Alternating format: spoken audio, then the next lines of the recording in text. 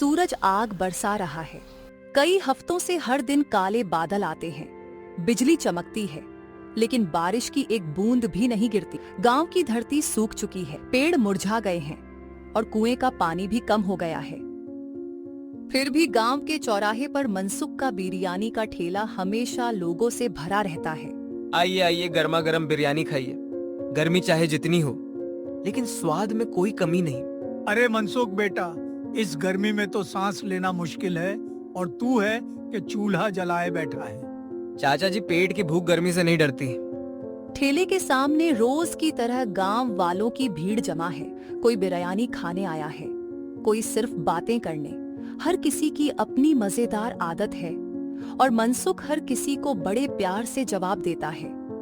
मनसुख भैया, जल्दी से एक प्लेट दे दो। घर वाली से कहा है कि आज खाना नहीं खाऊंगा, पेट खराब है।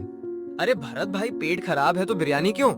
अरे मनसुख भैया, मैं तो घर में झूठ बोल कर आता हूँ, नहीं तो मेरी घरवाली कहती है रोज रोज बाहर का खाकर आते हो। एक दिन घर का खाना पीना बंद कर दूंगी, इसलिए चुपके से यहाँ बिरयानी खाने चला आता हूँ। आज बारिश जरूर होगी, मेरी हड्डियां कभी झूठ नहीं बोलती। काका, आप पिछले 30 दिन से यही बोल रहे हो। चिंता मत कीजिए, मेरा मन कहता है कि बारिश 1-2 दिन में जरूर आएगी, और जिस दिन बारिश आएगी उस दिन मैं सबको बिरयानी सस्ते दाम में दूंगा। ठेला बंद करके मनसुख घर की ओर चल पड़ता है। रास्ता नदी के किनारे से होकर जाता है। तभी उसे कुछ अजीब आवाजें सुनाई देती हैं। फावड़े से मिट्टी खोदने की आवाज। वीणु और चंदू मिलकर नदी के बीच मिट्टी और पत्थरों का एक अस्थायी बांध बना रहे हैं। वीणु, बस थोड़ी मिट्टी और डाल दे, यह बांध पूरा बन जाएगा तो हमारे खेतों में पानी की कोई कमी नहीं रहेगी। वाह चंदू भाई, तुम सच में बहुत अक्लमंद हो। अरे भाई, आप दोनों ये क्या कर रहे थे? नदी का रास्ता क्यों रोक रहे हैं? तुझे क्या मतलब? जा अपनी बिरयानी बेचने में ध्यान दे। यहाँ किसान लोगों के काम में टांग मत अड़ा। मैं टांग नहीं अड़ा रहा भाई, पर सोचिए, अगर अचानक तेज बारिश आ गई तो यह पानी कहाँ जाएगा? नदी का रास्ता बंद रहा तो पूरे गांव में बाढ़ आ सकती है। अरे वाह, बिरयानी वाला अब मौसम वैज्ञानिक बन गया। अब तू ही बताएगा कि बारिश कब आएगी। तुझे बिरयानी बनानी आती है, खेती नहीं। हमें हमारा काम करने दे। तू अपनी बिरयानी संभाल, खेती का ज्ञान हमें मत दे। मैं विनती करता हूँ, आप दोनों से यह बांध हटा दीजिए। यह पूरे गांव के लिए खतरा है। अगर अचानक तेज बारिश आ गई तो पानी गांव में घुस सकता है और बहुत बड़ी परेशानी हो सकती है।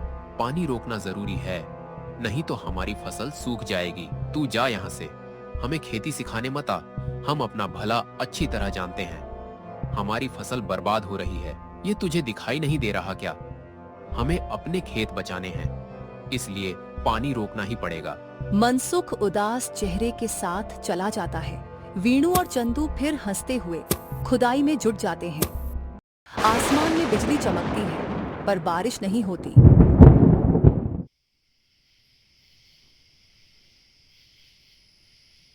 रात हो चुकी है।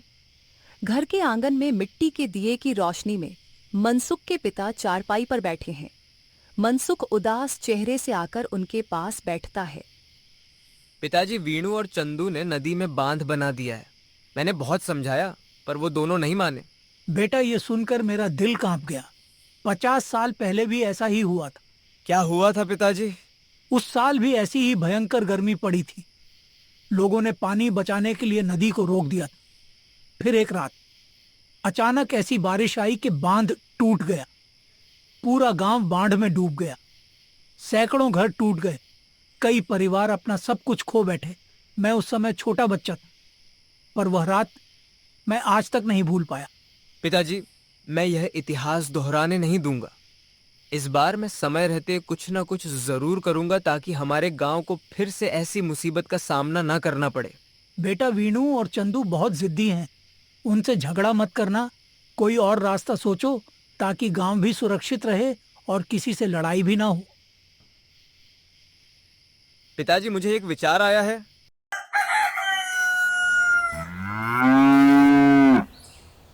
अगली सुबह सूरज निकलते ही मनसुख गांव के किनारे बरगद और आम के बड़े बड़े पेड़ों के पास पहुंचता है।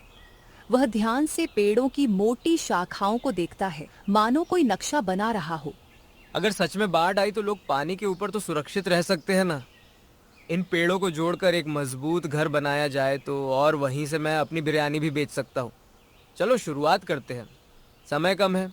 अगले कई दिनों तक मनसुख सुबह से शाम तक मेहनत करता है। बांस काटता है, रस्सियां बांधता है, लकड़ी के तख्ते जोड़ता है। धीरे धीरे पेड़ों के बीच एक बड़ा घर आकार लेने लगता है। पर हर दिन गांव वाले वहां से गुजरते हुए ठहाके लगाते हैं। अरे देखो देखो, बिरयानी वाला बड़ा ही बन गया। लगता है अब बिरयानी छोड़ के घर बनाने का काम करेगा। अरे भाई, एक बूंद बारिश नहीं गिरी अभी तक और तू पेड़ पर घर बना रहा है। इतनी गर्मी में तेरा दिमाग तो नहीं घूम गया? अरे भाई, वीणु और चंदू ने नदी रोक दी है। अगर बारिश तेज आई तो पूरे गांव में पानी भर जाएगा। मैं बस तैयारी कर रहा हूँ। अरे बाप रे, हम तो पेड़ पर सोएंगे ही नहीं। अगर नींद में गिर गए तो, और अगर बंदर हमारा कंबल चुरा ले गए तो? घर इतना मजबूत बनाऊंगा कि आप चैन से सो सकेंगे। बंदर भी डर के भाग जाएंगे। ठीक है रे बाबू, पर अगर हम सपने में लुढ़क गए तो जिम्मेदारी तुम्हारी। आखिरकार कई दिनों की मेहनत के बाद मचान तैयार हो जाता है। लकड़ी की सीढ़ियां, मजबूत छत, चौड़ा चबूतरा, एक छोटी रसोई और मिट्टी का चूल्हा भी वहां मौजूद है। जगह इतनी बड़ी है कि कई परिवार वहां रह सकते हैं। पिताजी देखिए, यह हमारा सुरक्षा घर है। यहाँ सीलियाँ हैं, छत है, रसोई भी है। अगर बाढ़ आई तो पूरा गांव यहाँ सुरक्षित रह सकता है। बेटा, तूने वो कर दिखाया जो पूरा गांव मिलकर नहीं सोच पाया। मुझे तुझ पर गर्व है। तूने सिर्फ अपने लिए नहीं, पूरे गांव की सुरक्षा के लिए सोचा है। पिताजी, अब बस हमें गांव वालों को यहाँ आने के लिए मनाना है। मनसुख और उसके पिता घर घर जाकर लोगों से पेड़ पर बने घर में आने की विनती करते हैं, लेकिन ज्यादातर लोग उनकी बात हंसी में उड़ा देते हैं। अरे भैया, इतनी गर्मी में बारिश की बात और घर छोड़कर पेड़ पर जाएं? नहीं नहीं भाई, एक बूंद पानी नहीं गिरा अभी तक और तुम बाढ़ की चिंता कर रहे हो। जाओ बेटा, जाकर सो जाओ। चाचा, मैं बस सावधानी के लिए कह रहा हूँ। अगर बारिश नहीं आई तो कोई नुकसान नहीं होगा, लेकिन अगर तेज बारिश आ गई और बाढ़ आ गई तो हम सब पेड़ पर बने घर में सुरक्षित रहेंगे। अरे बेटा, तू बेकार में चिंता कर रहा है। इतनी गर्मी में बारिश कहाँ होने वाली है। हम अपने घर में ही ठीक हैं। बात सिर्फ बारिश की नहीं है। वीणु और चंदू ने नदी का पानी रोक दिया है। अगर अचानक तेज बारिश हुई तो पानी नदी से निकल नहीं पाएगा और सीधा गांव में घुस जाएगा। इसीलिए मैं आप लोगों को पहले से सुरक्षित जगह पर बुला रहा हूँ। फिर भी ज्यादातर लोग मना कर देते हैं, पर कुछ परिवार जो मनसुख पर भरोसा करते हैं, धीरे धीरे अपना सामान लेकर मचान की ओर चलने का फैसला करते हैं।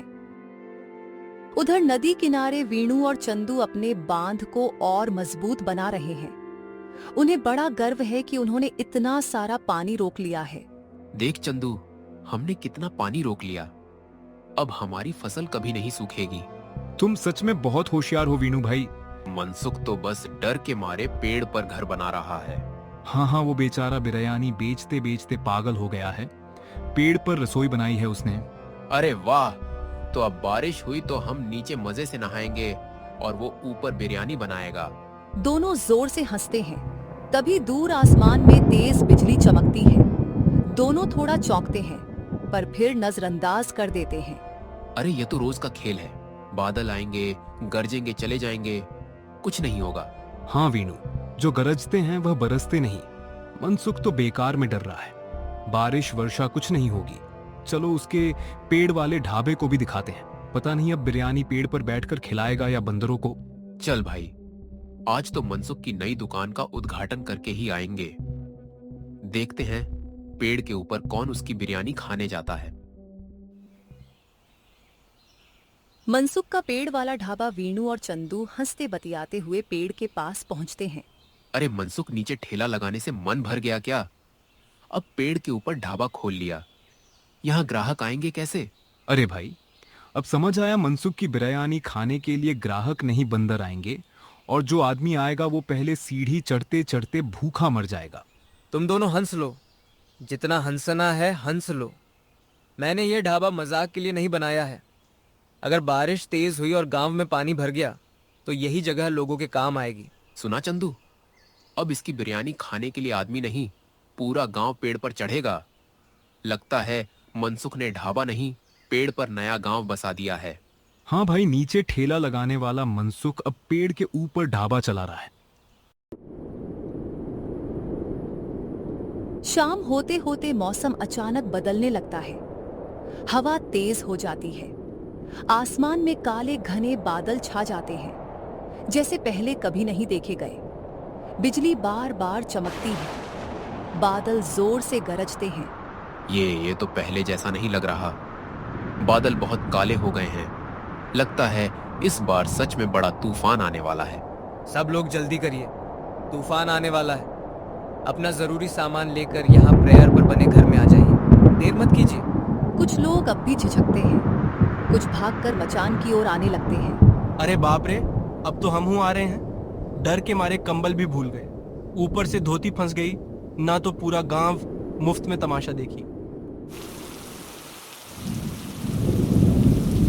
पानी बहुत बढ़ रहा है, बांध बांध हिल रहा है। चंदू भाई, यह तो टूटने वाला है।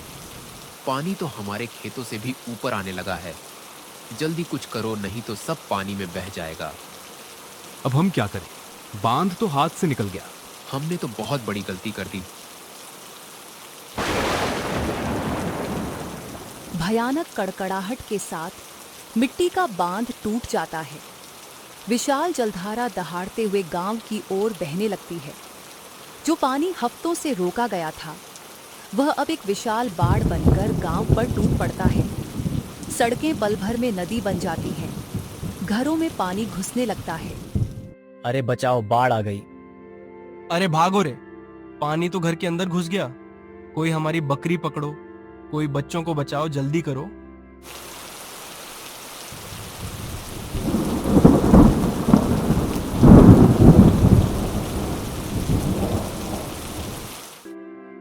अफरा तफरी के बीच मनसुख बिल्कुल भी नहीं घबराता। वह पेड़ पर बने घर की सीढ़ियों से नीचे उतरता है और एक एक करके लोगों को बचाने में जुट जाता है। घबराइए मत, मेरा हाथ पकड़िए, एक एक करके ऊपर आइए। मनसुख बेटा, हमारी जान बचा लो। चिंता मत कीजिए काकी, अब आप सुरक्षित हैं। मचान बहुत मजबूत है। एक एक करके सभी बचे हुए लोग मचान पर पहुंच जाते हैं। तभी नीचे पानी में दो डरे हुए चेहरे दिखाई देते हैं। वीणु और चंदू पूरी तरह भीगे हुए। मनसुख भाई, हमें बचा लो, हमसे बहुत बड़ी गलती हो गई। हमने तुम्हारी बात नहीं मानी। अब हमें अपनी गलती समझ आ गई, हमें माफ कर दो। हमने कभी नहीं सोचा था कि ऐसा होगा। अब तुम ही हमारी जान बचा सकते हो भाई। घर में मौजूद कुछ गांव वाले वीणु और चंदू को देखकर गुस्से से भड़क उठते हैं। इन दोनों ससुरों को बाहर करो। इन्हीं की वजह से यह सब हुआ है। पहले नदी रोकी और अब खुद बचने के लिए चिल्ला रहे हैं। इन्हीं दोनों की वजह से गांव में बाढ़ आई है। मनसुख ने पहले ही समझाया था, लेकिन इन दोनों ने किसी की बात नहीं मानी। अरे दोनों बस अपने खेत के भले के बारे में सोच रहे पूरा गांव को पानी में डूबा दिया। अब खुद को बचाने के खातिर चिल्ला रहे हैं। रुकिए, गुस्सा करना सही नहीं है। इंसान की जान से बढ़कर कुछ नहीं होता ना। हाँ, गलती हुई है, लेकिन पहले इन्हें सुरक्षित बचाना जरूरी है। मैंने आपसे कई बार कहा था कि नदी मत रोकिए, पर अब जो हुआ सो हुआ। जरूरी ये है कि हम सब मिलकर इस मुसीबत से निकले। मनसुख भाई, हम सिर्फ अपनी फसल बचाना चाहते थे। हमें नहीं पता था कि इससे पूरे गांव की जान खतरे में पड़ जाएगी। हमें माफ कर दो, हम बहुत मूर्ख थे। तुमने सही कहा था। गलती हर किसी से होती है, जरूरी है कि हम उससे सीखें। मैं आप दोनों को माफ करता हूँ। सभी गांव वाले यह देखकर भावुक हो जाते हैं। धीरे धीरे उनका गुस्सा भी पिघल जाता है। बेटा, आज तूने पूरे गांव की जान बचा ली। 50 साल पहले जो नहीं हो पाया, वो आज तूने कर दिखाई। पिताजी, यह अकेले मेरा काम नहीं था, सबने साथ दिया, तभी यह संभव हो पाया। असली ताकत एकता में है। मनसुख भाई, अब से मैं और चंदू हर काम करने से पहले सोचेंगे और तुमसे सलाह जरूर लेंगे। और आज की बिरयानी तो हम दोनों सबसे ज्यादा खाएंगे, माफी में। मनसुख भाई, आज से हम नदी के साथ कोई छेड़छाड़ नहीं करेंगे। अब जो गलती हुई उसे दोबारा नहीं दोहराएंगे। आज इस गांव ने सीखा कि प्रकृति से छेड़छाड़ मत करो, समय पर तैयारी करो और सबसे बड़ी बात, मुश्किल वक्त में एक दूसरे का साथ मत छोड़ो। बुद्धि हमेशा मूर्खता को हरा देती है और सच्चा सुख तब मिलता है जब हम अपनों की मदद करें, ना कि सिर्फ अपना फायदा देखें।